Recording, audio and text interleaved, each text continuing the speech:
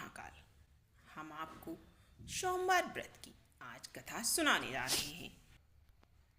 कल फुर्सत ना मिली तो क्या करोगे? अगर इतनी मोहलत ना मिली तो क्या करोगे? रोज कहते हो कि कल सिमरन करोगे, पर अगर कल आँख ही ना खुली तो क्या करोगे?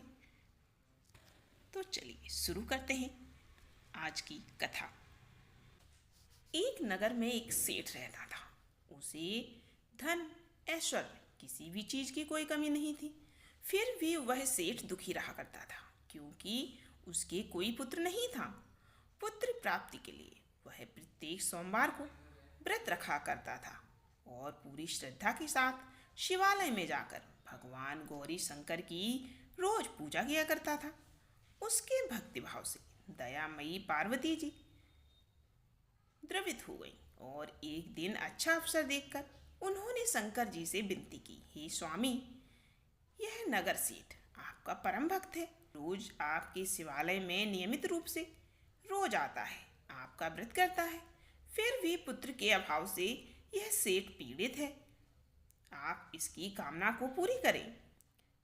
दयालु पार्वती जी की ऐसी इच्छा को सुनकर भगवान शंकर जी ने कहा, पार्वती, यह संसार कर्म भूमि है। इसमें जो जैसा कार्य करता है उसे वैसा ही मिलता है फल। इस साहूकार के भाग्य में पुत्र सुख है ही नहीं। शंकर के इनकार करने से पार्वती जी बहुत निराश हुई और उन्होंने शंकर जी से तब तक आग्रह करना जारी रखा जब तक कि वे साहूकार को पुत्र सुख देने के लिए तैयार नहीं हो गए। भगवान शंकर ने पार्वती जी से कहा, तुम्हारी अगर ऐसी इच्छा है तो ठीक है, मैं उसे एक पुत्र प्रदान करता हूँ, लेकिन उसकी आयु केवल 12 वर्ष होगी। संयोग से नगर सेठ गौरी शंकर की बातें सुन रहा था। समय आने पर नगर सेठ को सर्व सुख संपन्न पुत्र रत्न की प्राप्ति हुई। सब और खुशियां मनाई गई। नगर सेठ को बधाइयां दी गई, लेकिन नगर सेठ की उदासी में कोई कमी नहीं आई, क्योंकि वह तो जानता था कि मेरा पुत्र केवल 12 वर्ष के लिए मुझे प्राप्त हुआ है। उसके बाद काल इसे मुझसे छीन लेगा। इतने पर भी सेठ ने सोमवार का व्रत और गौरी शंकर का पूजा हवन यथाविधि जैसे वो पहले करता था वैसे ही जारी रखा। जब बालक 11 वर्ष का हो गया तो वह पूर्ण युवा जैसा दिखने लगा। सभी चाहने लगे कि उसका विवाह अब कर दिया जाए। नगर सेठानी का भी यही आग्रह था, किंतु नगर सेठ पुत्र के विवाह को तैयार नहीं हुए, क्योंकि वो तो जानते थे कि मेरे पुत्र की उम्र सिर्फ 12 वर्ष है।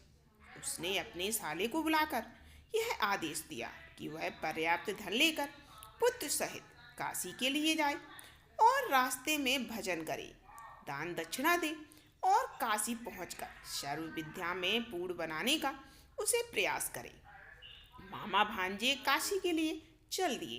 हर पड़ाव पर वे यज्ञ करते, ब्राह्मणों को भोजन कराते और दान दक्षिणा देकर तीनों हीनों को संतुष्ट करते। इसी प्रकार वह दोनों काशी की ओर बढ़ रहे थे कि एक नगर में उनका पड़ाव पड़ा और उस दिन उस नगर के राजा की कन्या का विवाह था। बारात आ चुकी थी, किंतु वर पक्ष वाले बहुत डरे हुए थे, क्योंकि उनका वर एक आंख से काना था। उन्हें एक सुंदर युवक की आवश्यकता थी। गुप्तचरों से राजा को जब सेठ के पुत्र के रूप गुण की चर्चा का पता लगा तो उन्होंने कहा कि अगर तुम्हारा लड़का विवाह पूरा होने तक दूल्हा बना रहेगा तो हम तुम्हें बहुत सारा धन देंगे और उनका एहसान भी मानेंगे और तुम्हारा एहसान भी मानेंगे। नगर सेठ का लड़का इस बात के लिए तैयार हो गया। कन्या पक्ष के लोगों ने राजा की पुत्री के भाग्य की बड़ी सराहना की कि इतना सुंदर वर मिला है। जब वह वहां से चला तो उसने राजा की पुत्री की चुन्नी पर लिख दिया कि तुम्हारा विवाह मेरे साथ हुआ है। मैं राजा का लड़का ना होकर नगर सेठ का पुत्र हूँ और विद्या अध्ययन के लिए काशी जा रहा हूँ। राजा का लड़का तो काना है। राजा की लड़की ने अपनी चुनरी पर ऐसा लिखा देखा तो उसे पढ़ा और विदा के समय काने लड़के के साथ जाने से इनकार कर दिया। राजा की बारात खाली हाथ लौट गई।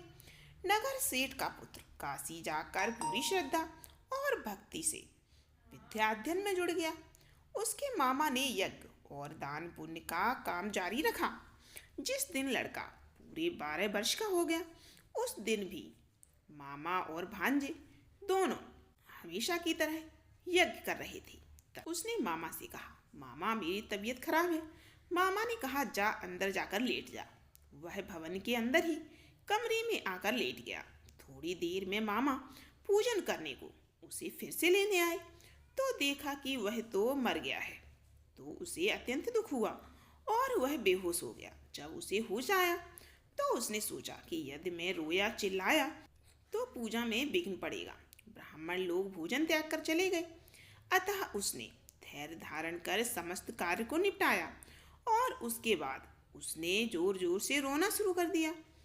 तो उसे सुनकर सभी के हृदय विदीर्ण होने लगे। सौभाग्य से उसी समय उसी रास्ते से गौरी शंकर जा रहे थे।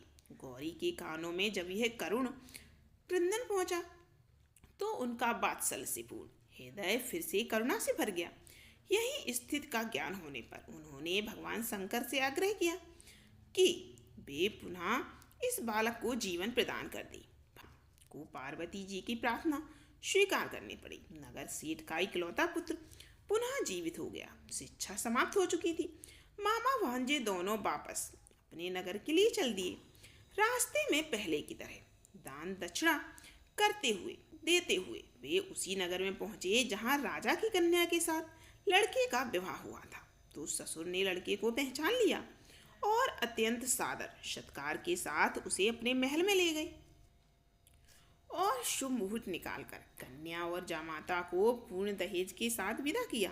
नगर सेठ का लड़का पत्नी के साथ जब अपने घर पहुंचा तो पिता को यकीन नहीं आया। लड़के के माता पिता अपनी हवेली की छत पर ऊपर चढ़ के बैठे थे। उनकी यह प्रतिज्ञा थी कि वे वहां से तभी उतरेंगे जब उनका लड़का स्वयं अपने हाथ से उन्हें नीचे उतारेगा, वरना ऊपर से ही छलांग लगाकर अपने प्राणों को त्याग देंगे। पुत्र अपनी पत्नी के साथ हवेली की छत पर गया। वहां जाकर माँ बाप के पास जाकर चरण स्पर्श किया। पुत्र और वधू को देखकर नगर सेठ और सेठानी बड़े हर्षित हुए और सबने मिलकर उत्सव मनाया। हे भोलेनाथ, जैसे आपने नगर सेठ और नगर सेठानी के ऊपर अपनी कृपा की है, ऐसे ही अपने भक्तों पर कृपा हमेशा बनाए रखिए। आप लोग इस कथा को पूरा सुनिए और वीडियो को लाइक कमेंट जरूर कीजिए। फिर मिलते हैं नई वीडियो में।